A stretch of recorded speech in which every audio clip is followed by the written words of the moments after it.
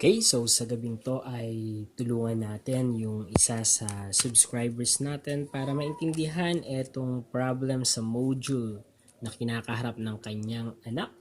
Okay, so we have express to decimal. So paano nga ba i-express sa decimal ang isang fraction?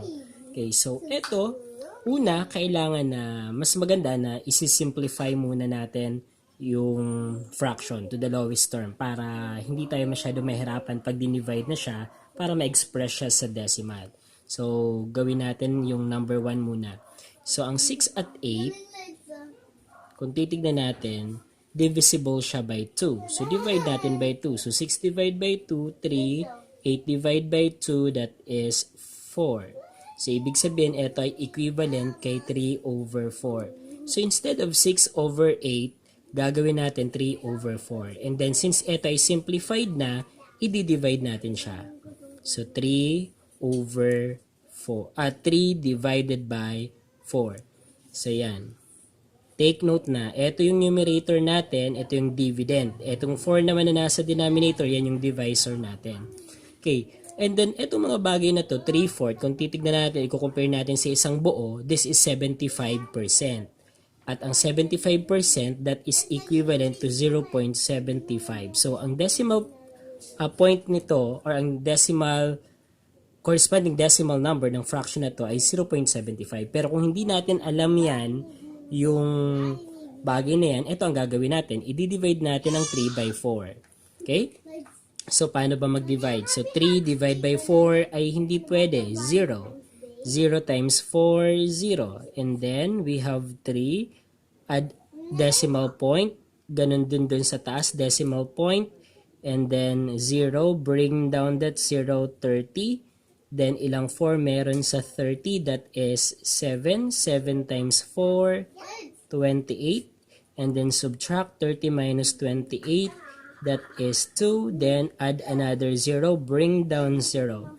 Ilang 4 meron sa 20? That is 5. Then, 5 times 4, that is 20. 20 minus 20, 0. So, that is 0.75. Okay, so number 2. So, kung titignan natin, 1/2. Alam natin ang 1/2 ay 50%. Diba, ng kabuuan. So, ibig sabihin, ito ay equal kay 0.5 or 0.50 or 0.50. So, ganyan. Okay, so paano natin ipapakita yan? So, 1 divided by 2. Okay, so yan. So, 1 divided by 2 cannot be 0 tayo. 0 times 2, that is 0. Subtract, we have 1. Decimal point, add 0. Bring down that 0. So, ilang 2 meron sa 10, that is 5. Then, 5 times 2, 10. Then, subtract 0. Ayan. Okay, next, number 3 naman, 1/4. So, kung titignan natin ang 1/4 ay 25%, diba, ng kabuuan. So, ibig sabihin, ito ay equivalent kay 0.25. Ayan. So, paano siya gagawin? Divide. So, 1 divided by 4. So, 1 divided by 4, 0. 0 times 4, 0. Then, subtract, we have 1. And then, decimal point din sa quotient. Add 0, bring down that 0. Ilang 4 meron sa 10? Meron tayong dalawa lamang. Then, 2 times 4, we have 8. And then, subtract, we have 2. Add 0. Ilang 4 meron sa 20? That is 5 times 5 times 4, 20. Subtract 0. So, stop. So, ibig sabihin, 0.25. Ayan. Okay, so next. Okay, so number 4. So, ang number 4 natin, ay nakikita pa ba? Okay. Okay, so ang number 4 natin ay 6 over 10. So, paano ito? So, kung titignan natin ang 6 over 15, ay pwedeng i-simplify. So, divisible siya by 3. So, 6 divided by 3, to 15 divided by 3, 5. So, this is equivalent to 2/5. Okay, equivalent siya kay 2/5, 'di ba? Okay, so equivalent siya kay 2/5. So, ang gagawin lang, divide lang to. So 2 divided by 5. So 2 divided by 5, 0. 0 times 5, 0. Subtract, we have 2. Decimal point, add 0, bring down that 0. 20, ilang 20 meron, ilang 5 meron sa 20? That is 4. 4 times 5, 20. Subtract 0. So, ibig sabihin, ito ay equivalent kay 0.4. Ayan. Next, number 5 natin ay 30 over 120. So, kung titignan natin, divisible siya by 10. Okay, so 30 and then 120. Okay, divisible by 10. So, divide by 10, 3. Divide by 10, 12. Then, 3 and 12 divisible by 3. So, we have 1. And then, this one is 4. So, 1/4. Okay, so this is equivalent to 1/4. So, since this is equivalent to 1/4, kanina ay sinob na natin yung 1/4. That is equivalent to 0.25. Okay, so next naman tayo ay kay number 6, 2 over 16. So, ang 2 over 16 natin ay, so 216 divisible siya by 2. So, 2 divided by 2, 1. 16 divided by 2 ay 8. So, that is equivalent to 1/8. Okay, ang 1/8, i-divide natin. So, 1 divided by 8. So, cannot be 0. 0 times 8 ay 0. Subtract natin, we have 1. Then, decimal point sa quotient. Add 0, bring down that 0. So, naging 10. Ilang 8 meron sa 10? We have 1. 1 times 8 ay 8. And then, we have subtract 2. Add another 0. So, we will have 20 here. Ilang 8 meron sa 20? Dalawa. 8, 8, 6. Okay, dalawa. Then, 2 times 8 ay 16. And then, we will have 4. Add another 0. Then, 40. Ilang 8 meron sa 40? Meron tayong 5.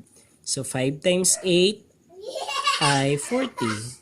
So, 40 minus 40, that is 0. So, ibig sabihin, this is 1/8 is equivalent to 0.125 or that is 125 thousandths. Okay. So, yan. Sana ay naunawaan.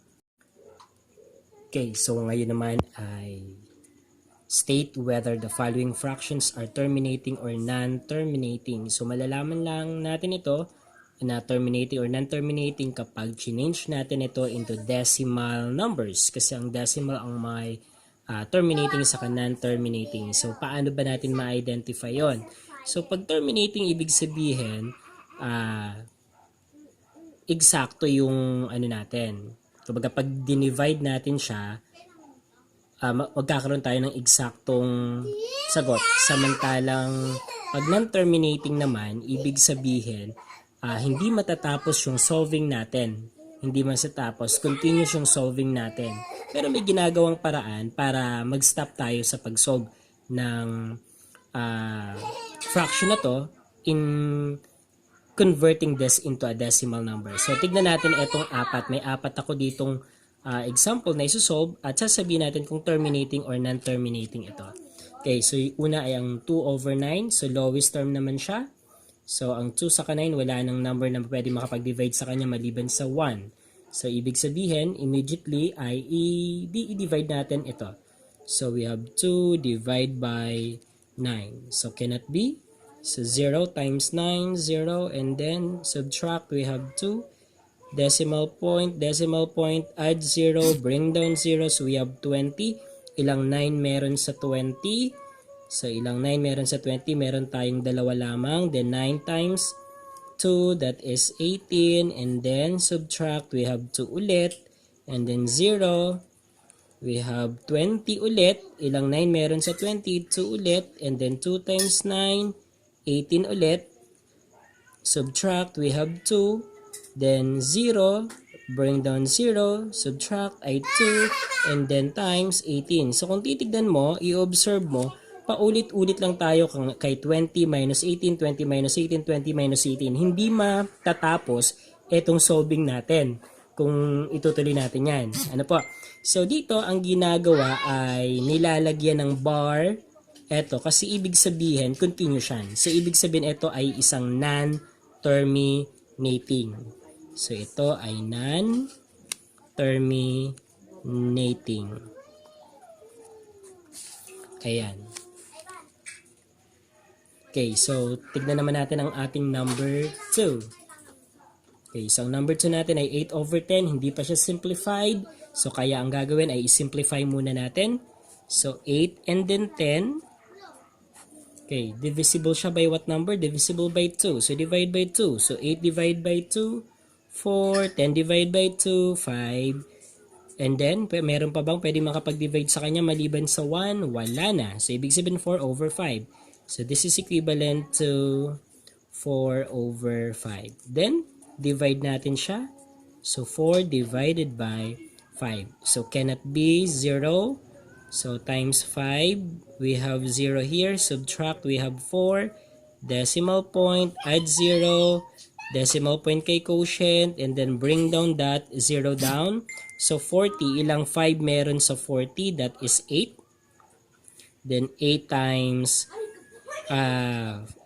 5 ay 40. That is equal to 0. And then, by the way, dito pala, sa 8/10, since ito ay multiple of 10, kung titignan natin, that is 8/10. So, pag binasa natin itong 0.8, that is 8/10. Okay.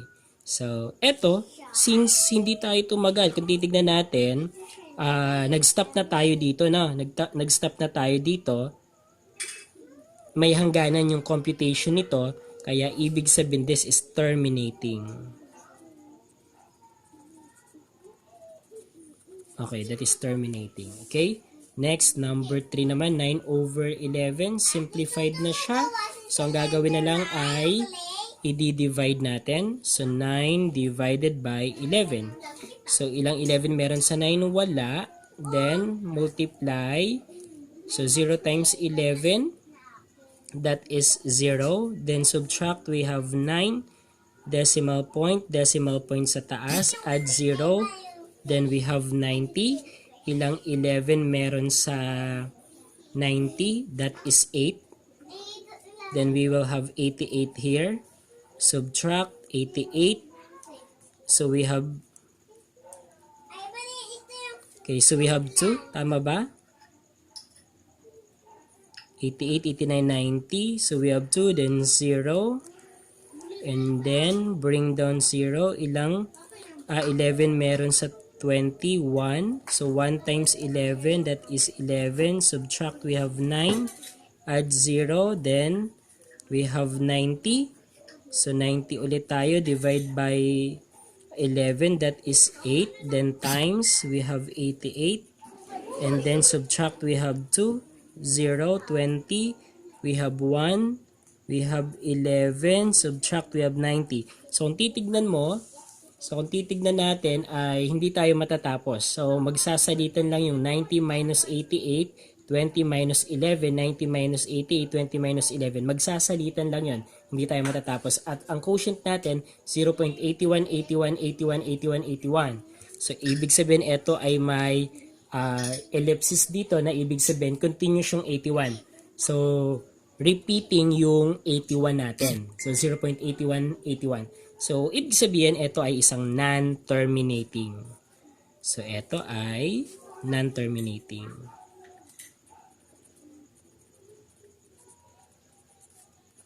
Okay. May iba pang way sa pag-solve ng mga gantong bagay. So, ito lang ang ginawa ko kasi ito yung medyo madaling tandaan. Okay, so ito naman, 7/8. So, lowest term na siya. So, ang gagawin na lang ay divide natin. So, 7 divide by 8. So, ilang 8 meron sa 7? Wala. Then, multiply 0 and 8. That is 0. Subtract, we have 7. Decimal point 0, 0. Then, decimal point doon. So, ilang 8 meron sa 70? So, ilan ba? So, 8. So, 70. 8, 8, 64. Pag 8 times 9, ano na, 72. Sumobra na. So 8 lang tayo. So 8 times 8, 64. Then subtract natin to. We have 6. And then 0. 0. So ilang 8 meron sa 60? So 8 sa 60. So we have 56. 56, that is 8 times 7. So 8 times 7 yan. So 7 times 8, 56. Then subtract natin, we have 4. Add 0, then 0 here. Ilang 8 meron sa 40? Meron tayong 5. Okay, so 5 times 8, 40, subtract 0. So kung titignan natin, dito ay huminto tayo. Nag-stop tayo. So 0.875. So ibig sabihin, wala nang kasunod dyan. So this is terminating.